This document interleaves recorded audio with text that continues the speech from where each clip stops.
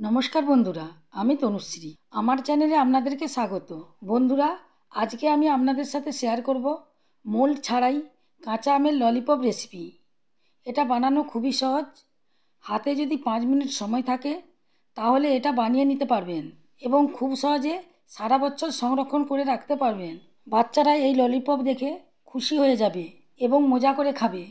আশা করি আপনাদের খুবই ভালো লাগবে, তাই স্কিপ না করে পুরো ভিডিওটা দেখার অনুরোধ রইল। কাঁচা আমের ললিপপ বানানোর জন্য এখানে আমি 2টি কাঁচা আম নিয়েছি। এটাকে ভালো করে ধুয়ে নিয়েছি। এগুলাকে আমি খোসা ছাড়িয়ে দিচ্ছি। এইভাবে আমি বটির সাহায্যে খোসা ছাড়িয়ে দিচ্ছি। আপনারা চাকুর সাহায্যেও খোসাটা ছাড়িয়ে নিতে পারেন। খোসাটা ছাড়ানো হয়ে গেছে। বন্ধুরা, আমটা আঁটি হয়ে গেছে, তাই এক সাইডটা কেটে নিয়েছি। এবার এগুলাকে ছোট ছোট টুকরো করে দিচ্ছি।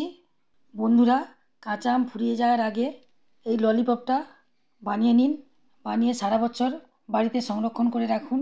যখনই মন চাইবে বাচ্চার দিকে একটা একটা করে দেবেন এবং নিজেরাও খাবেন। খেতে খুবই ভালো লাগবে।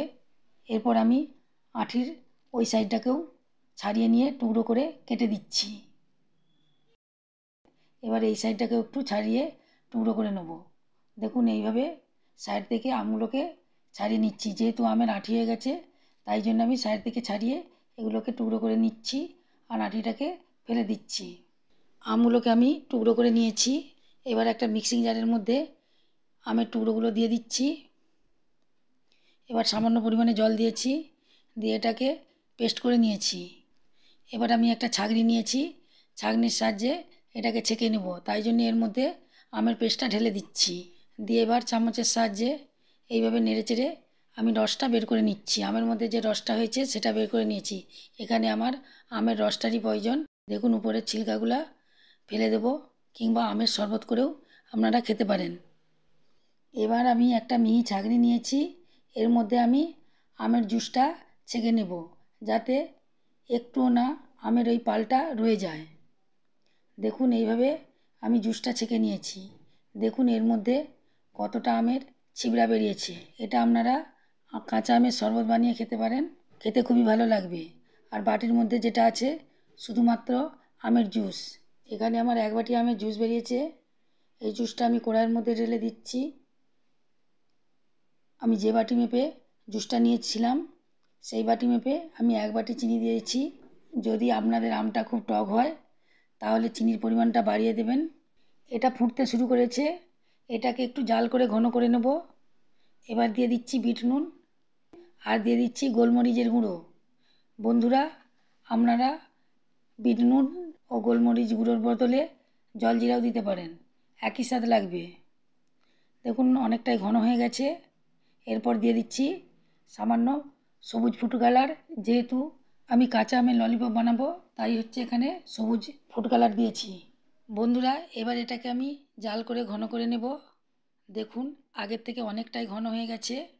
দেখেই আপনারা বুঝতে পারছেন ঘনত্বটা ঠিক এই রকম হবে। তবু আপনার দিকে একটু চেক করে দেখাচ্ছি। এখান থেকে নিয়ে আমি জলের মধ্যে দিয়ে দিচ্ছি।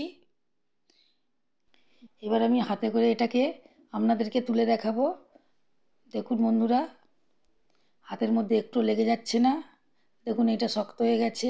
বন্ধুরা, যখন দেখবেন জলে দেওয়ার পর হাতে একটুও জোড়াচ্ছে না, তখন আপনারা বুঝবেন আমের পিউরিটা পারফেক্টভাবে তৈরি হয়ে গেছে। তখন গ্যাসটাকে অফ করে দিতে হবে। এবার একটা থালাকে আমি উপর করে রেখে দিয়েছি। আগে থেকে আমি থালার মধ্যে তেলটাকে মাখিয়ে নিয়েছিলাম। এবার আপনাদেরকে দেখাচ্ছি কিভাবে দিতে হবে। একটা ছোট চামচের সাহায্যে খুব অল্প করে থালার মধ্যে এইভাবে একটু একটু করে দিয়ে দেবেন। দেখুন, এইভাবে দিতে হবে। এবার আমি টুথপিন নিয়েছি। টুথপিনটাকে ঘুরিয়ে ঘুরিয়ে এর মধ্যে ঢুকিয়ে দিচ্ছি। বন্ধুরা, আপনারা একসাথে সবটা দেবেন না, একটু করে দিতে হবে আর টুথপিন ঢুকিয়ে দিতে হবে, নইলে শক্ত হয়ে যাবে। এর মধ্যে টুথপিনটা ঢুকানো যাবে না। এর মধ্যে মধ্যে যে ফাঁক আছে এর মধ্যেও আমি দিয়ে দিচ্ছি। বন্ধুরা, এইরকম আপনারা থালাতে দিয়ে দিবেন, তাহলে একসাথে অনেক ধরে যাবে। এবার আমি টুথপিনগুলা এর মধ্যে ঢুকিয়ে দিচ্ছি। বন্ধুরা, আপনাদেরকে আগেই বলেছি একটু করে দেওয়ার পরেই টুথপিনগুলো ঢুকিয়ে দিতে হবে, নইলে শক্ত হয়ে যাবে, ঢোকানো যাবে না। দেখুন, দেখতে কত সুন্দর লাগছে। এইভাবে আমি 3টে থালাতেই দিয়ে দিয়েছি। এবার এগুলোকে আমি শুকিয়ে নেব। মাত্র আধ ঘন্টা রাখলেই সুন্দরভাবে শুকিয়ে যাবে। আধ ঘন্টা পর আপনাদেরকে দেখাবো। দেখুন বন্ধুরা, কত সুন্দর সেট হয়ে গেছে। দেখুন এবার আপনাদেরকে তুলে দেখাচ্ছি। দেখুন একটু ঠেলা দিতেই ললিপপটা উঠে যাচ্ছে। দেখতে কত সুন্দর লাগছে। আমি আরেকটা একটু চাপ দিতেই এই ললিপপটাও সুন্দরভাবে উঠে গেছে। এইভাবে আমি সবগুলি চাপ দিয়ে ললিপপগুলোকে উঠিয়ে নিচ্ছি। আপনারা দেখতেই পাচ্ছেন কত পারফেক্টভাবে ললিপপটা তৈরি হয়েছে। যেহেতু কাঁচা আমের ললিপপ, তাই এটা খেতে দারুণ লাগে। বাচ্চাদেরকে একবার দিলে বারবার চেয়ে চেয়ে খাবে। বন্ধুরা, আপনারা নিজেরাও খাবেন, খেতে খুবই ভালো লাগবে। এগুলিকে এরকমভাবে এক একটা ললিপপকে পলিথিনের মধ্যে প্যাক করে দিতে হবে, তাহলে ললিপপগুলি গলে যাবে না এবং এটা আপনারা সারা বছর সংরক্ষণ করে রাখতে পারবেন। আশা করি আজকের কাঁচা আমের ললিপপের রেসিপি আপনাদেরকে খুবই ভালো লেগেছে। তাহলে লাইক দিতে ভুলবেন না। এই রকম নতুন নতুন রেসিপি পাওয়ার জন্য আমার চ্যানেলকে অবশ্যই সাবস্ক্রাইব করবেন এবং বন্ধুদের মধ্যে প্রচুর প্রচুর শেয়ার করবেন।